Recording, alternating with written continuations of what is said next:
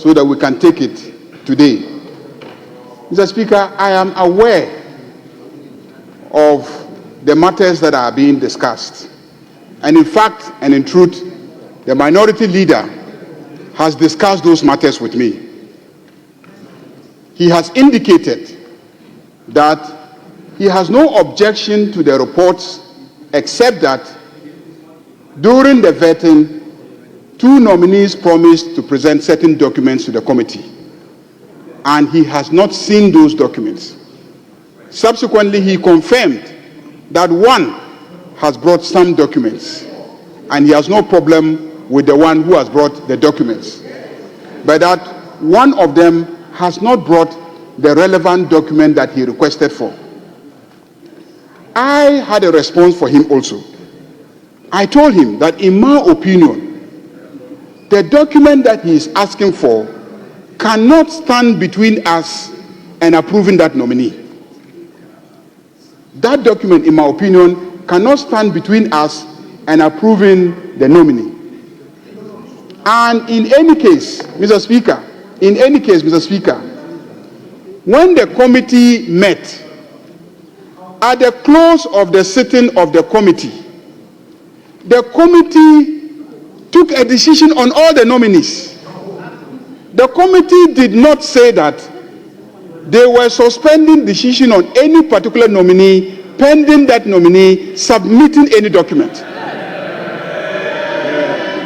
And the decisions were taken before the full glare of Ghanaians.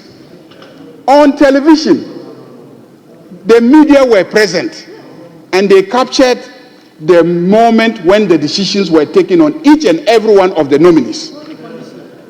And no decision was conditional.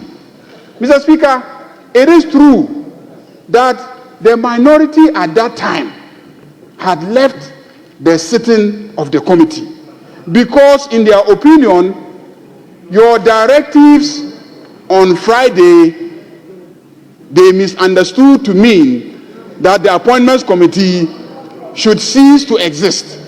And therefore, since you had decided that the appointments committee should cease to exist, they were not going to participate in an illegality. And so they walked out.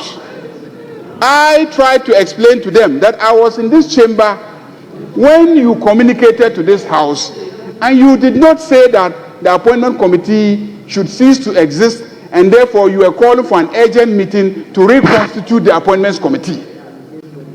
They persisted in their understanding of what you were purported to have done, and they left the sitting of the appointments committee.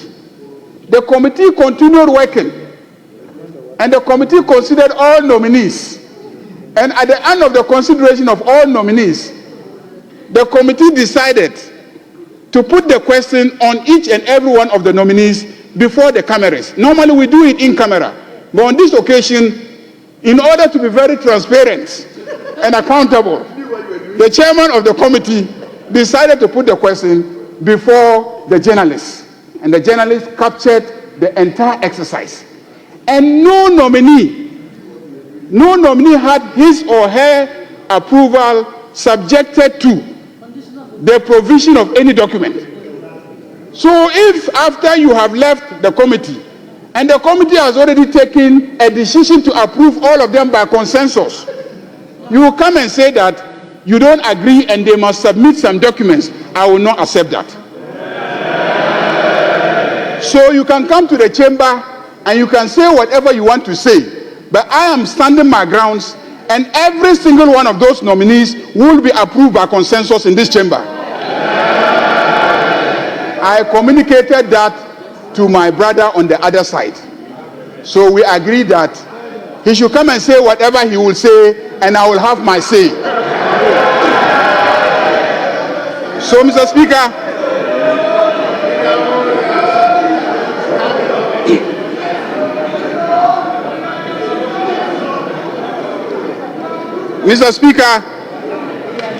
we are going to take the reports, Mr. Speaker, subject to you granting us leave to vary the order of business, and he can debate the report, but the reports say that the committee the committee approved them by consensus.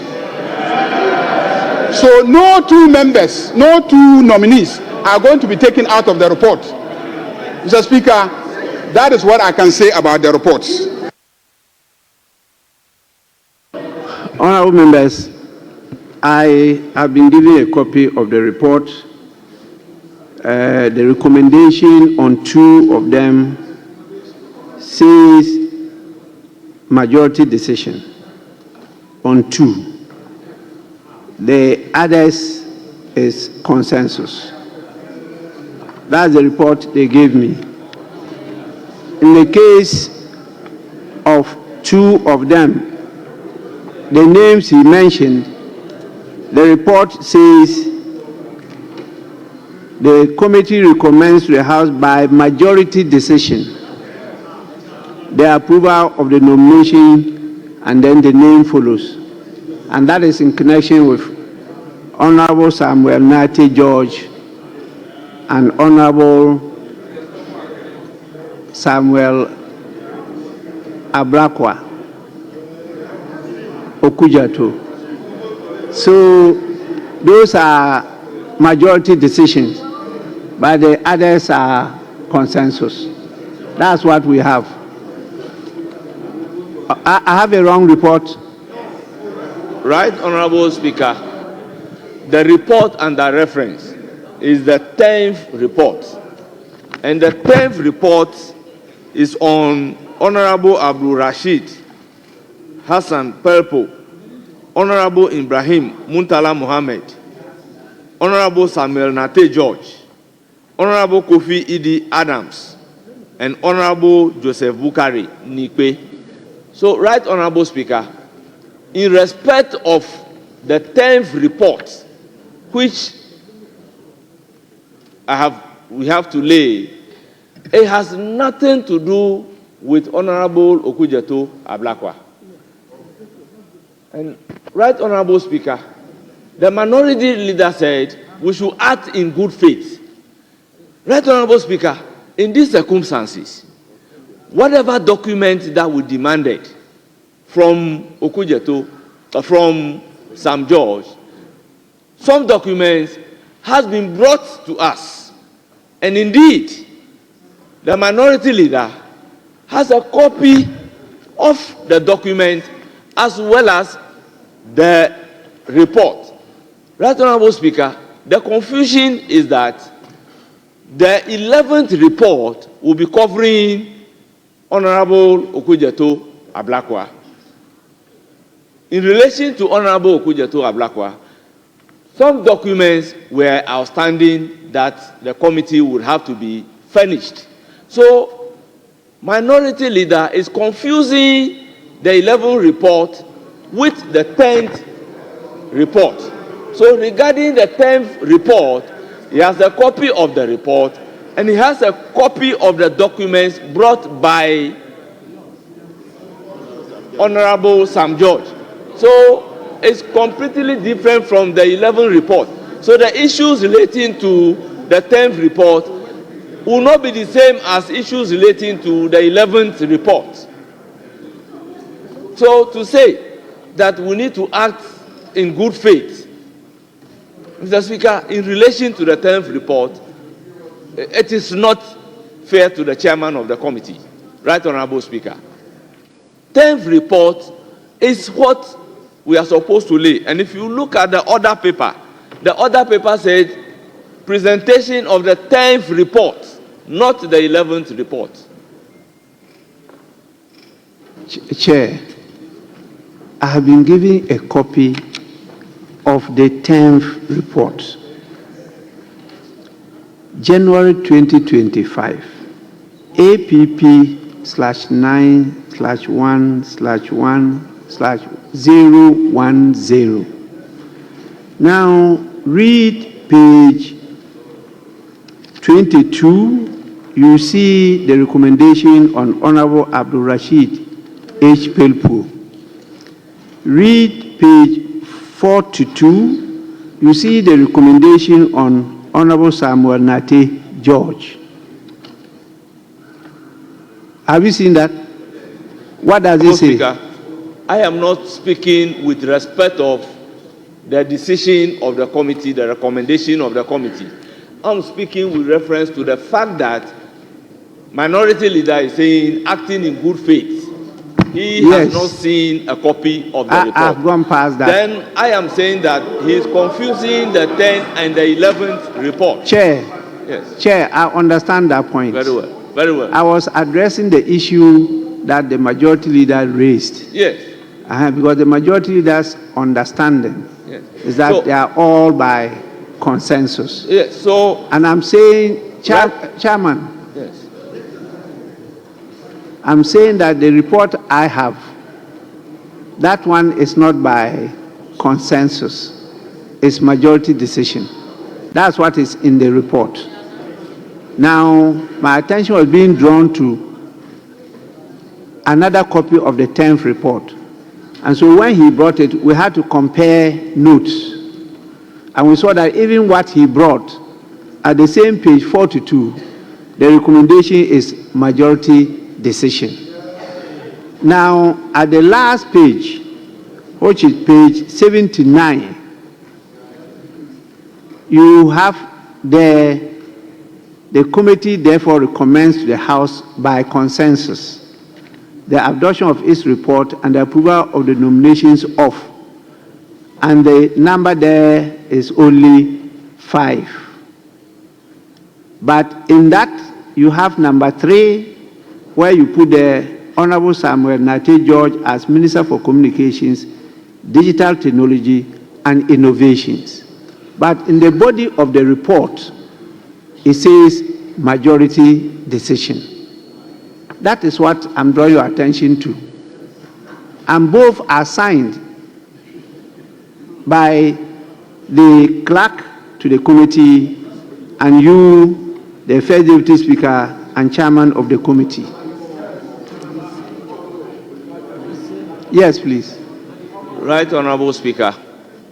The decision of the committee, per the report that I am holding, the minority has reached out to us that Honorable Sam Nate George would be a majority decision. The rest of the nominees are by consensus. Exactly what I said. That is so, Mr. Speaker. Yes. Yes. But so, at the last page, yes. At the last page, yes. When you talked about the consensus, yes. You included the name of Honorable Samuel George Nate, which meant that one to be by consensus. Yes. Right, I don't know, honorable members, are you following? Yes. You have copies of the report. That is the conflict in the report. Yes, please. Right, Honorable Speaker, I would be able to do that correction in presenting the report of the committee.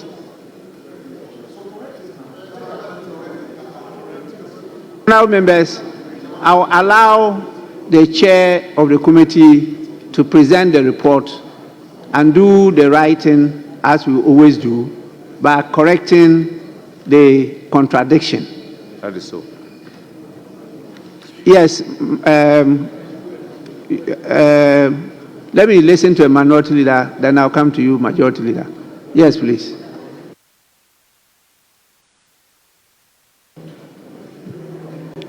Mr. Speaker,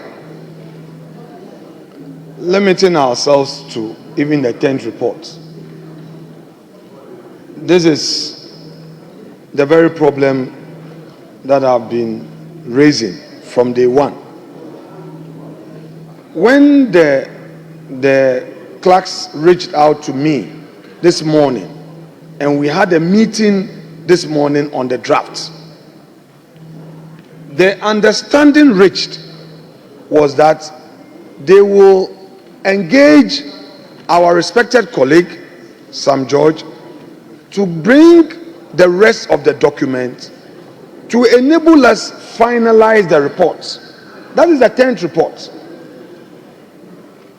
Mr. Speaker, here is a situation that without reaching out to me again, we have our clerk co-signing the report with the chair. Mr. Speaker, let the record reflect that per the practice of this House, leaders of committees would always have to sign off before a committee report is finalized and brought to this chamber. It is only when the one side has given a firm indication of its intent that the issue of a minority report would arise. Mr. Speaker, this is not the case, and this is where I would want to reserve my comment on the actions of our secretariat in private. I wouldn't speak about the actions of the secretariat anymore in public. But Mr. Speaker, I am happy that the clerk to Parliament is in this chamber and is hearing us. It is a bit a challenge what is happening.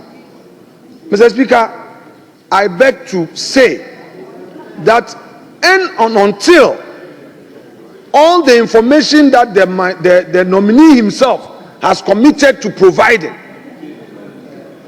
are provided, until all those documents are provided, we cannot finalize a report.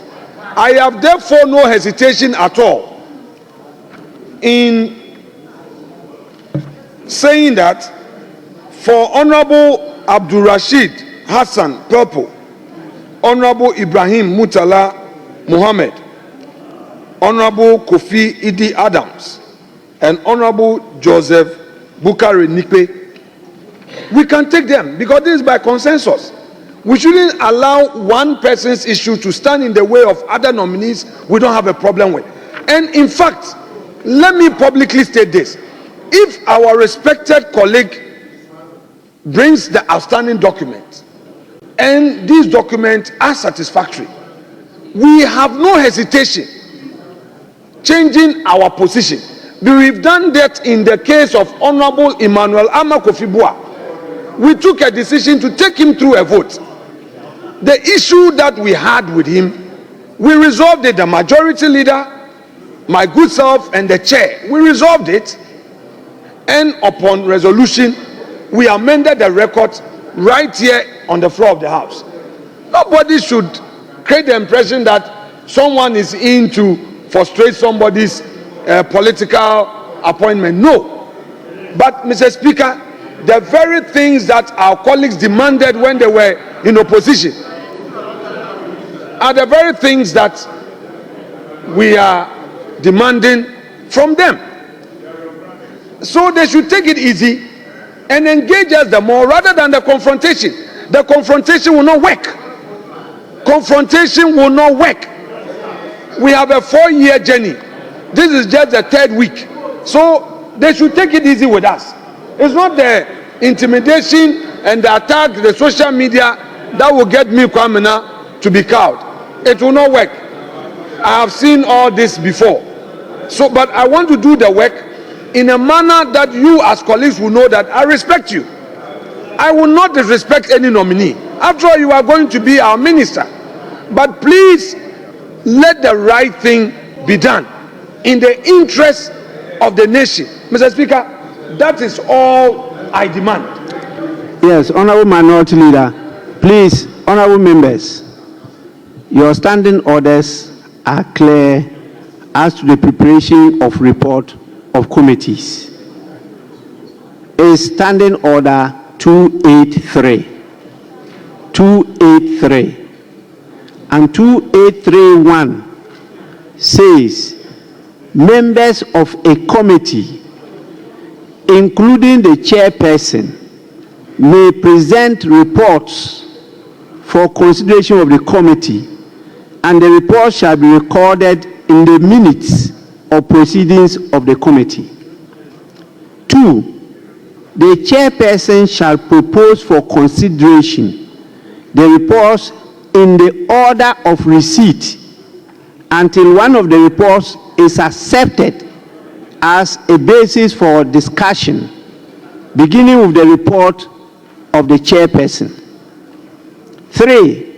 The question to be proposed by the chairperson on any report shall be, and I quote, that the report brought up by honorable member for so and so be read a second time, paragraph by paragraph, unquote. 4. When the question has been agreed to, a question shall not be proposed on any other report, but portions of other reports may be offered as amendments to a report under consideration where they are relevant to the agreed report. And 5, on the conclusion of the consideration of the report, the chairperson shall put the question, and quote, that this report be the report from the committee to the House, unquote. This is the procedure you go through. At all committees, this is the procedure you go through. So at the end of the day, the report is the report of the committee. Yes, Majority Leader. Mr. Speaker, indeed, that order governs the process of generating reports. Mr. Speaker, my colleague on the other side knows that we have never really complied with that mechanism. And indeed, Mr. Speaker, you know, it is new. It is new, and we are yet to begin to warm up to that process. But Mr. Speaker, I have heard my colleague on the other side, and I just note that this report has some inconsistency, because you have the main body of the report on one of the nominees saying that it is by majority decision, and then in the concluding portion of the report indicating that it is by consensus. So there's a problem with the report. So, Mr. Speaker, I will ask for a short suspension of sitting for me to engage with my colleague on the other side, so that we will correct the reports. We will correct the reports and build consensus, and come back to this House, Mr. Speaker.